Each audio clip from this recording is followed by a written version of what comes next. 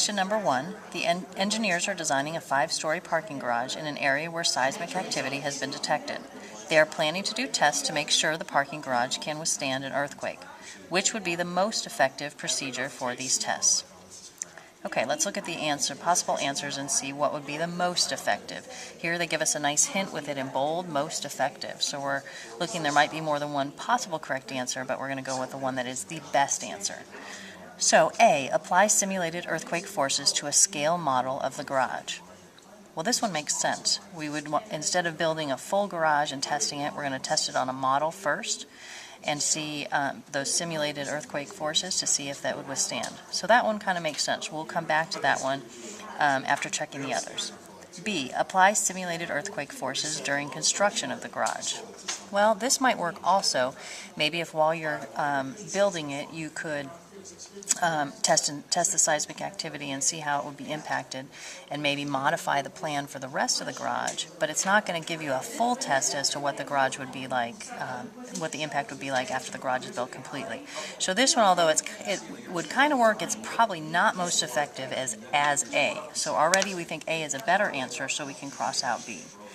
C, apply simulated earthquake forces to the entire garage once it has been built.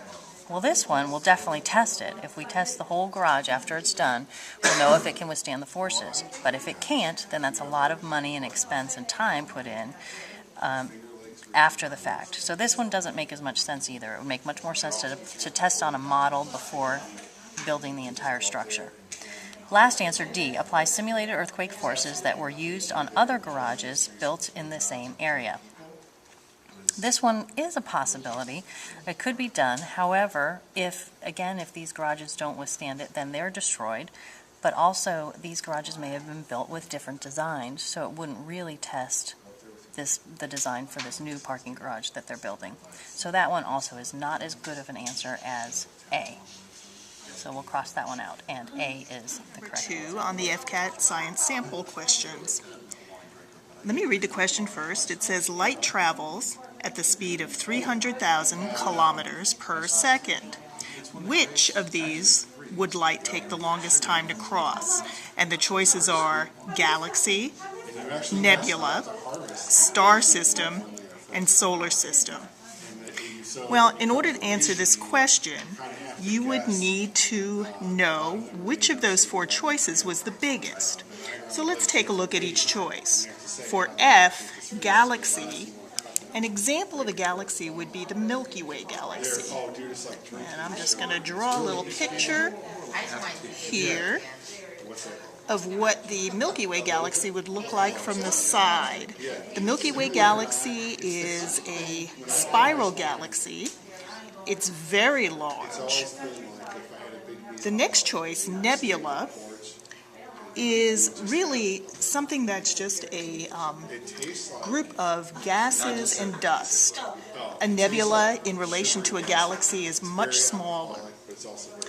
Choice H, star system, would be 1 or 2 stars that orbit each other. That's also much smaller than a galaxy.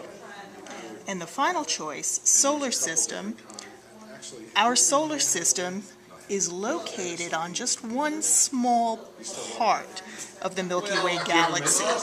So the best answer to this question would be choice F, galaxy, because a galaxy is much bigger than the other choices. All right, let's take a look at number 3.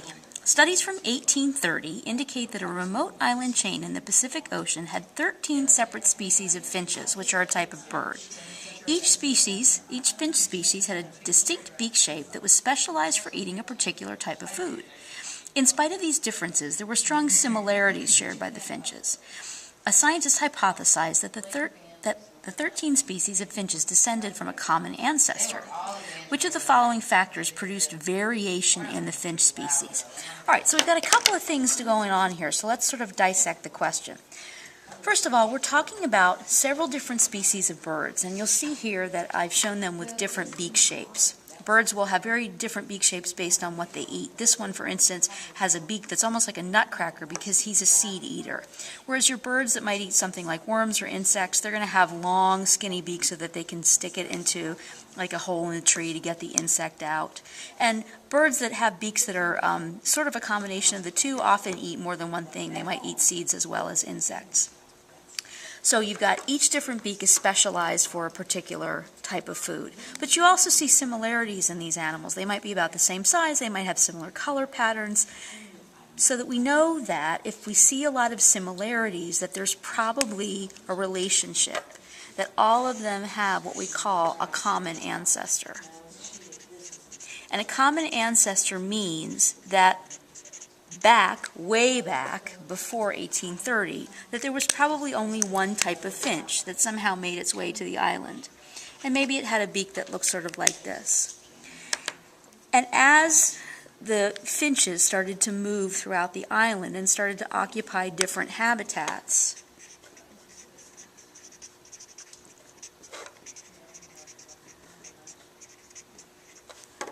those different habitats would create environmental pressure. In other words, there's going to be certain types of food in certain habitats. And that environmental pressure is going to favor the birds that have a beak shape suited to the food that's in that particular environment. Well, now we have to go to a slightly different area of biology, and that's the notion of genetics. If you remember, traits are the word for some kind of characteristic of an animal.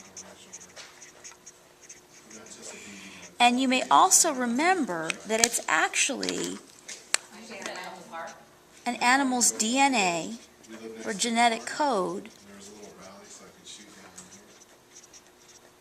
that determines the trait. So let's take a look at the potential answers here. We have mutation, extinction, overpopulation, and artificial selection. Well, artificial selection would mean that human beings were choosing to breed certain finches. Well, in 1830 in a remote Pacific island chain, that probably wasn't happening.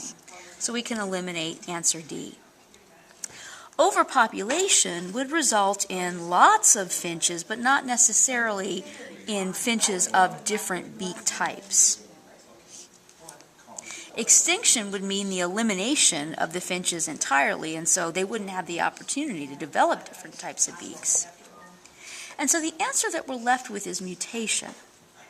Well, how does mutation relate to traits and characteristics? Well, what you want to remember is that mutation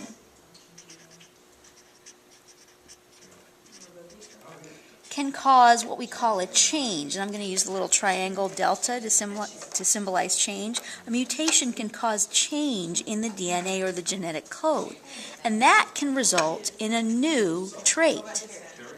That new trait can then be acted on favorably or unfavorably by environmental pressure. So if the mutation produces a bird with a beak that's good at getting food, that bird's going to have enough food to stay alive, reproduce, and pass its new genetic code on to its offspring. If the beak shape is unfavorable and the bird can't get any food, the bird's going to die and not pass any babies, not have any babies, and then not pass on its genetic information. So mutations are the key to changes in population. Question number 4 on the sample FCAT test. Question number 4 reads, 2 spacecraft are leaving a space station as shown in the picture below. Spacecraft A is moving away from the station at 7.3 meters per second, and spacecraft B is moving away from the station in the same direction at 2.9 meters per second. And the question asks, what is the speed in meters per second of spacecraft A relative to spacecraft B? Well, in order to do this question, let's see what we know. We know that both spacecraft A and spacecraft B are moving away from the space station in the same direction. And we know then that spacecraft A is moving faster than spacecraft B. So this is just a simple matter of subtracting the speed at which spacecraft A is moving, 7.3 meters per second, and subtracting from that the speed at which spacecraft B is moving, which is 2.9 meters per second. You can easily do this on a calculator, but subtracting, we would get 4.4 meters per second as the difference between spacecraft A and spacecraft B. So that would be your answer. This is question 5, and the question states, solar wind consists of positively charged and negatively charged particles constantly flowing from the sun. Solar wind has a speed of approximately 1,485,000 kilometers per hour, or 0.0099 astronomical units per hour. How many hours will it take for a new stream of solar wind particles to travel from the sun to the earth? Well, from the sun to the earth is 1 astronomical unit. So if we know that from the sun to the earth is 1 AU in time, and we know that this solar wind's going at 0.000 astronomical units per hour, this just becomes a division problem. So it's 1 AU divided by the 0.0099 AU per hour, and you get approximately 101 hours. When you go to bubble this on your scan sheet, you make sure you write justify or left justify, and you put in 1, bubble 101. Question number 6. According to the plate tectonic theory, when oceanic plates collide with continental plates, the denser oceanic plate is forced under the lighter continental plate. Which geologic feature is a result of this type of collision? So let's go through the answers here and see if we can come up with the correct one. F is hot spot. A hot spot, well, first let's go back and look at the question. It's saying that when plates collide, so this would be 2 plates coming together. So if we have 2 plates moving towards each other and one is forced underneath the other one. First answer is hot spot. And a hot spot is not a result of plate movement at all. A hot spot would be somewhere in the middle of a plate, not where there's a plate boundary. So this one we know is the wrong answer. An abyssal plain also is not formed at a plate boundary. Abyssal plain is just a flat area, and that would not be at a plate boundary. So that one is not the correct answer. A mid-ocean ridge does form at a plate boundary, but it forms at a divergent plate boundary. You're going to get a mid-ocean ridge formed where there are 2 plates moving away, and there's new material rising up, forming a ridge in the center. So a mid-ocean ridge, although it is formed at a plate boundary, does not form where they collide. So that one is not the correct answer. A composite volcano, we're left with this one. This is the only one that makes sense for this question. And the way you would get a composite volcano formed is as this material is forced underneath, this denser material is forced underneath the lighter material. As it goes down deeper, it becomes hot, and that molten magma will rise up to the surface, and a volcano will form here to the side of the plate boundary. So I, composite volcano, is the correct answer.